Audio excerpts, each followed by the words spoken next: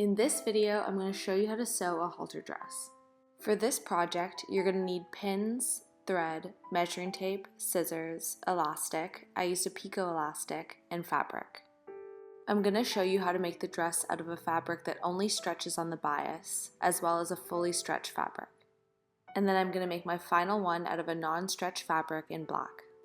I'm going to start by draping the top of the dress, and as I said before, I'm going to do it in a stretch and a non-stretch fabric. Because it's a halter, you're making sure here that the fabric is going to reach behind the neck.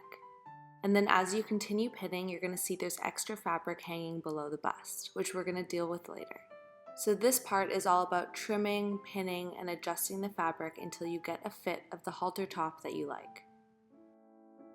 If you're unsure and you want to try it on before you do it, you can always just trim away less fabric and then trim away more in later steps. We're also going to be folding the fabric over about 1 centimeter when we add our elastic, so that's also important to keep in mind. So this phase is really just creating a rough shape. Now we're going to deal with the under bust, and we're going to pin that into 2 darts. As you can see, even our stretch side is going to need a dart underneath the bust. So now we have our darts pinned and the back of the neck pinned as well. When draping, I like to leave as much extra fabric as we can, just so I can make those adjustments later if I need to. So I'm going to leave a little extra around the shape of the top and even at the back of the neck. And now I'm ready to drape the rest of the dress. So I'm going to do the front in the stretchy material, and I'm going to do the back in my non-stretch fabric. So I'm just going to pin this along my side seams. Now for the back of the dress, I want the stretch of the bias to be going horizontally along the dress. And then I'm just going to pin that piece at the side seams as well.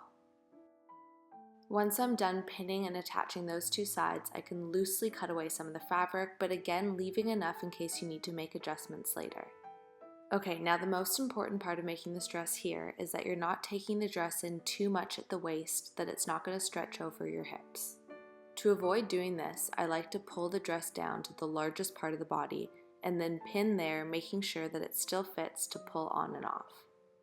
The more stretch your fabric has, the less of an issue this will be, and that's usually why we would add a zipper to create a form-fitting garment in a non-stretch fabric.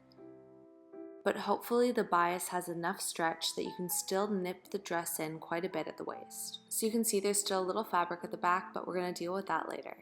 So we're now ready to sew our darts, the back of the dress, and our 2 side seams.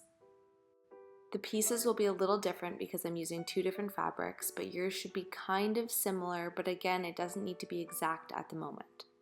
So we're going to start by just making sure the darts are looking similar, because that part actually does matter that those are symmetric, and then you can trim away any at the back of the neck if you'd like. Also, before sewing the side seams, I like to just make sure that my fabric's lying flat and that there's no bunching. And I can readjust my pins if that's the case. You can now sew your darts, the back of the neck, and your 2 side seams. After doing this seam, you can try the bottom of the dress on and see if it's fitting okay. You can then trim away any of the excess fabric.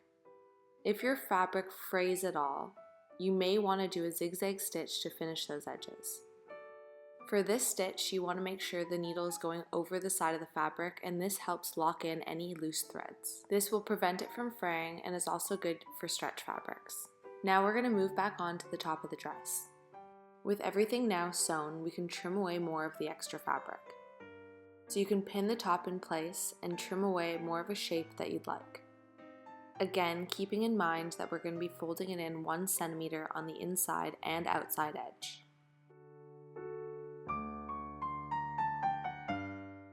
When we're happy with what it looks like, we're now ready to add our first piece of elastic. We're going to start by adding it to the neckline. So we're going to place our elastic on the right side of the fabric with the detail facing away from the edge. If your elastic has a right side and a wrong side, you want to be placing the right side down, so placing right sides together. And then we're going to sew that with a zigzag stitch.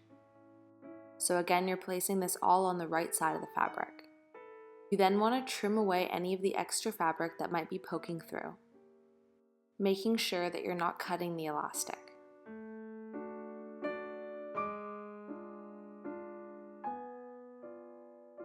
The next step is going to be folding that piece of elastic over and then doing a top stitch along the edge.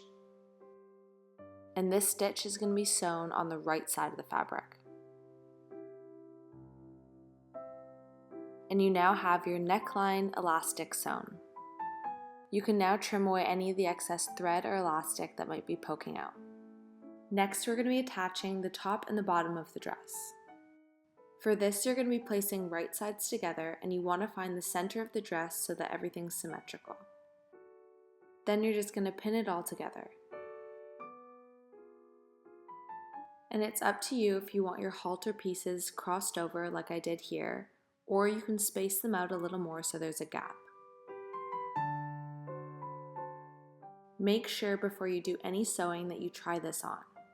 And if you're happy with the fit, you can sew it with a zigzag stitch. The zigzag stitch is more important if you're using a stretch fabric, but it's also nice if you're going to be using the stretch of the bias so that your thread doesn't snap. This goes for any of the stitches on the dress, and this can be played by ear depending on your fabric. We're now ready to add our second piece of elastic, which is going to go along the back of the dress and up behind the neck. This piece of elastic is going to help cinch in any of the fabric at the back that might be gaping. And then when your fabric crosses over the back, you're just going to overlap it and sew over top. It's up to you also how much cinch you want to do in the dress, so as you sew, the more you tug the elastic, the more the dress is going to gather. Then you're going to do the same that we did for the neckline, sewing the right side of the elastic on the right side of the fabric, and if there's a detailed edge, have it facing away from the edge of the fabric. Then you can trim away any of the extra fabric that might be poking up from underneath the elastic. And then the second stitch again, folding the elastic over and doing a top stitch on the right side of the fabric, pulling the elastic as you need to. And then here you can see I've cinched in a bit of the back of the waist. And then the final step is the hem. So you can just do a regular fold over hem if you like by folding your fabric over twice. You could add a detail like a lace, or what I'm going to do here is cut a strip of my fabric to add a flared detail. The piece I'm cutting is about 7 centimeters in width, and it's going to be longer than the width of your hem to create the gathered detail. The amount of gathering is totally up to you, and you can play with the amount for this length. I'm going to sew a basting stitch, which is just the largest stitch your machine's going to do with no back stitch at either end. And then I'm going to hem the other side by just folding it over once to reduce bulk, tucking it into my presser foot to help fold it over, and then sewing this with a zigzag stitch. I like doing this method for thin materials when I don't want too much bulk. And then I can pull my loose thread from my basting stitch to determine how much gathering I'd like for this flared detail. You can test it out by placing right sides together and pinning this onto the hem of your dress. You can then get an idea of what this detail is going to look like. You're then going to sew your two ends right sides together, and then you can attach this piece to the dress.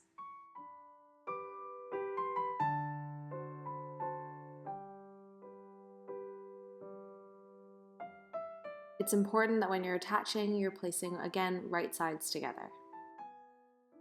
So as you can see, the elastic took care of the gaping at the back, and then it's even more fitted at the front because we used the stretch fabric. But again, it's totally up to you whether you use a stretch fabric or whether your fabric just has stretch on the bias. And you're all done. Thank you for watching, and if you liked this video, please subscribe.